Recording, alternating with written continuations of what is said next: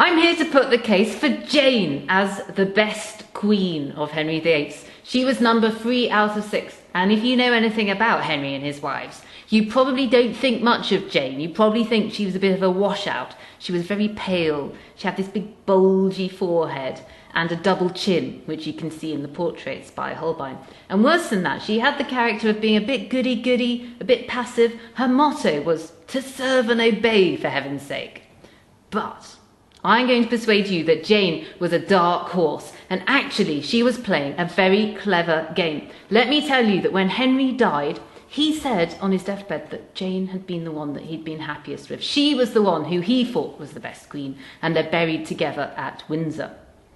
So let me give you some evidence of Jane's cleverness. She was a real survivor. She survived life as a lady-in-waiting, first to Catherine of Aragon and then to Anne Boleyn.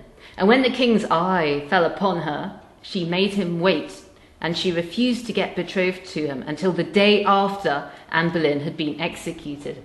And once she was queen, she was very meek, very mild. She didn't intrigue, she didn't have factions. She just said yes to Henry the whole time.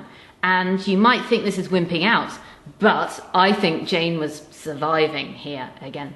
And then she did the best thing of all. She really fulfilled the Queen's job description in giving birth to a male heir. At last, Henry's first one. It took place here in this room, we think. And when Henry picked up the baby for the first time, he wept. He was that pleased. And then Jane did the cleverest thing of all. The labour had lasted for 2 days and 3 nights. It must have been awful. And then she was sick for 12 days, and then she died. She was only 28, but she died at this point, which means that her reputation is intact. So, vote for Jane. She is the best.